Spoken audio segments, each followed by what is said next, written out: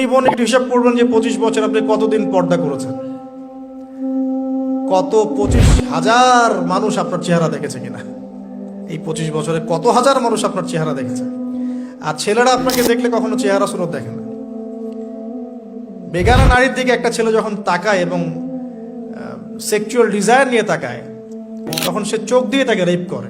Very sorry to say যে আপনি প্রচুর চোখ দিয়ে রেপ হয়েছেন প্রিয় নিবন। অনেকেই আপনাকে চোখ দিয়ে রেপ করেছে, আপনি বুঝতেই পারেন নাই। এই 25 ইয়ার্স আমরা অনেক কিছুই করেছি, অনেক কিছু করি নাই। এখন একটু আজকে সাদা একটা কাগজ নিয়ে আমরা একটা হিসাব করব যে আমরা 25 বছরে কি কি করেছি, কি কি করি নাই, কি কি পাপ করেছি, কি কি করি নাই, কি কি পুণ্য করেছি, কি কি করি নাই। আমি আগে মনে করতাম যে একটা খালেস তওবা ইনশাআল্লাহ আল্লাহ পাক সব মাফ করে দিবেন। আসলে আল্লাহ পাক মাফ করেই দিবেন, কিন্তু ভিতর থেকে স্যাটিসফাই হতে পারবেন না আপনি। এখন যদি আপনি এখান থেকে আমার এই লেকচারটা শুনে আল্লাহর ওলি হয়ে যান এবং আপনি বড় মুহাদ্দিস, মুফতি, দিনের বড় দায়ী ইলাল্লাহ, বড় পলিটিশিয়ান, বড় ইঞ্জিনিয়ার, মানে যারা ওয়ার্ল্ডকে ইসলাম স্ট্যাবলিশমেন্টের দিকে নেতৃত্ব দিচ্ছেন, এমনও মানুষ যদি আপনি হয়ে যান, আপনি এই 25 বছরের ঋণটা শোধ করতে পারবেন না। এই 25 বছরের ঋণ আপনাকে প্রতিনিয়তই ভিতরে ঢুকিয়ে মারবে আর কি, যেটা আমাদেরকেও মারে ভিতর থেকে। যে আমরা যদি আগে থেকে বিষয়গুলো বুঝতাম, যদি আরো আগে থেকে স্টাডি করতে পারতাম, আরো বেশি যদি আমি আলেম ওলামার সাথে মিশতে পারতাম, আরো যদি বেশি গভীরে যেতে পারতাম, তাহলে কতই না ভালো হতো। আমি আশা করি কথাগুলো আপনাদের কলিজায় পৌঁছাবে ইনশাআল্লাহ। এখন লাইফের এটা সবচেয়ে ভাইটাল পার্ট, এই সম্পর্কে আমি জাস্ট 2টা হাদিস বলে আস্তে আস্তে কনক্লুশনের দিকে যাচ্ছি। নবী সাল্লাল্লাহু আলাইহি ওয়াসাল্লাম বলছেন যে 7 শ্রেণীর মানুষকে আল্লাহ পাক কিয়ামতের দিনে আরশের ছায়া দিবেন। কত শ্রেণী ভাই? তার মধ্যে সেকেন্ড শ্রেণীটা হচ্ছে সেই যুবক নাশাআ ফি ইবাদাতিল্লাহি তাআলা, যে আল্লাহ পাকের ইবাদতে তার যৌবনকালটা কাটিয়ে দিয়েছে। এখনো বাকি আছে আপনার সামনে। যৌবনকাল কতটুকু? হয়তো 15 to 40। তার মানে এখনো 40 বা 50 বছর পর্যন্ত আপনার যৌবন টিকে থাকবে ইনশাআল্লাহ, যদিও বা এই যুগে থাকে না। আমরা তো ফ্যান্টাসিতে ভুগি অনেক সময়, 4টা বিয়ে। বাস্তবতা হচ্ছে এই যুগে একটাই ডিফিকাল্ট। একজনকে সন্তুষ্ট করে কি ডিফিকাল্ট। এখন সেই যুগ না তো, আমরা তো হর্স রাইড করি না, আমরা তো এক্সারসাইজ করি না, আমরা তো এখন অনেকে খেলিও না, আমরা ফাস্ট ফুড খাই, আমরা হাইজেনিক খাবার খাই না, আমরা আগেকার মানুষদের মতো অনেক কিছু করি না। এনভায়রনমেন্ট নষ্ট হয়ে গেছে, পলিউশন আছে, সব মিলে এখন আমাদের যৌবন যে 50 বছর পর্যন্ত থাকবে, এটা নিশ্চয়তা দেওয়া যাচ্ছে না যদি আমরা বেঁচেও থাকি। আর কত যুবক যুবতী ভাই বোন যে যৌবনকালেই চলে যায় তার তো ঠিক নাই। প্রিয় দিনী ভাইয়েরা, আমরা আলোচনা করছিলাম যৌবন সম্পর্কে। এই বিষয়ে আমি 2টো হাদিস বলার নিয়াত করেছিলাম। তো প্রথমটা শুনিয়েছি মোটামুটি, সেটা হলো নবী সাল্লাল্লাহু আলাইহি ওয়াসাল্লাম বলেছেন যে কিয়ামতের মাঠে আল্লাহ রাব্বুল আলামিন যে 7 শ্রেণীর মানুষকে তার আরশের ছায়া দিবেন, তার মধ্যে 3য় শ্রেণী হচ্ছে সেই যুবক যে তার যৌবনকালটাকে আল্লাহর পথে উৎসর্গ করেছে বা কাটিয়ে দিয়েছে। আরেকটা হাদিস যেটা বলতে চাচ্ছিলাম সেটা হলো কিয়ামতের মাঠে 5টা প্রশ্ন হবে, স্পেশাল 5টা প্রশ্ন, যে 5টা প্রশ্নের উত্তর না দেয়া পর্যন্ত কাউকে ছাড়া হবে না। তার মধ্যে প্রথম প্রশ্নটাই হচ্ছে তোমার জীবন কোন কাজে কাটিয়েছো, এবং দ্বিতীয় প্রশ্ন হচ্ছে তোমার যৌবন কোন কাজে কাটিয়েছো।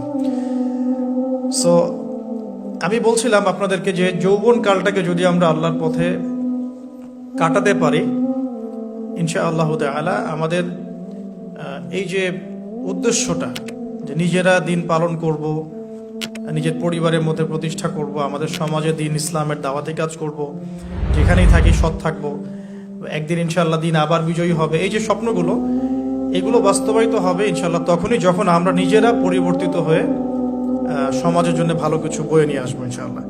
তো আমি জাস্ট কয়েকটা পয়েন্ট আপনাদের সাথে একটু শেয়ার করে শেষ করে দিব যে এখন থেকে কিভাবে আপনারা বা আমরা আমাদের যৌবনটাকে আল্লাহর পথে কাটাতে পারি। প্রথম যে পয়েন্টটা আমি লিখে নিয়ে এসেছি সেটা হলো, আমি একটু বলেওছিলাম যে আমাদের নিজস্ব খসড়া একটা আমলনামা তৈরি করতে হবে আর কি।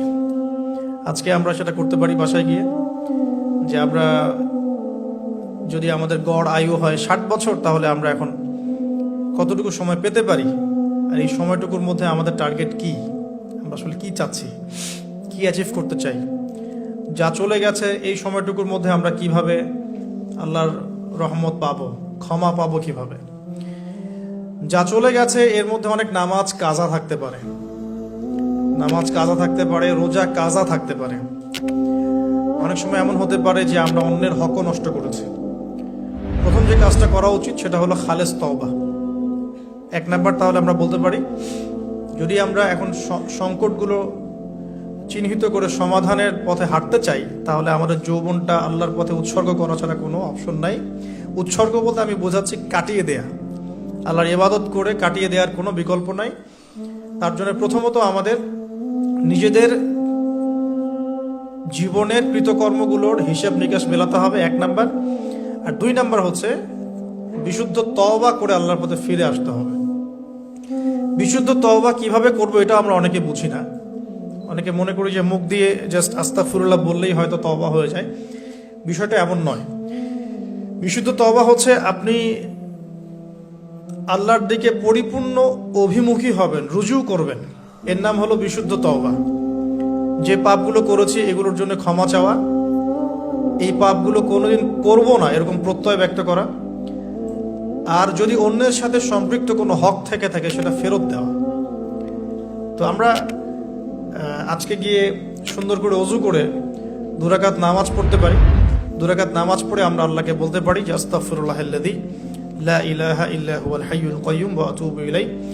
আল্লাহ, আমি আমার জীবনের এই যে একটা বড় সময় তোমার থেকে দূরে ছিলাম, নামাজ কাজা হয়েছে, রোজা কাজা হয়ে গেছে, চোখের হেফাজত হয় নাই, জিনা হয়ে গেছে নাউযুবিল্লাহ, মাদকের সাথে সম্পৃক্ত ছিলাম নাউযুবিল্লাহ, আমরা মিউজিক্যাল ইনস্ট্রুমেন্ট প্লে করেছি, ইত্যাদি ইত্যাদি।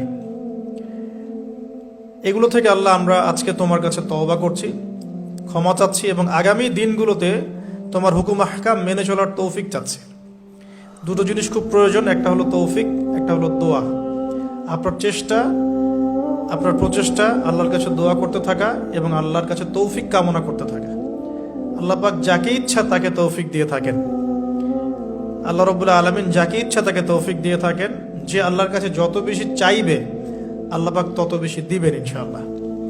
তো এই জন্য চেয়ে নিতে হবে, প্রথমত চেয়ে নিবেন যে আল্লাহ আপনি আমাকে তৌফিক দিন যাতে করে আমি আমার পুরো জীবনটাকে আপনার ইবাদতে কাটাতে পারি, আরশের ছায়া পেতে পারি। আল্লাহ কবুল করুন, আমিন।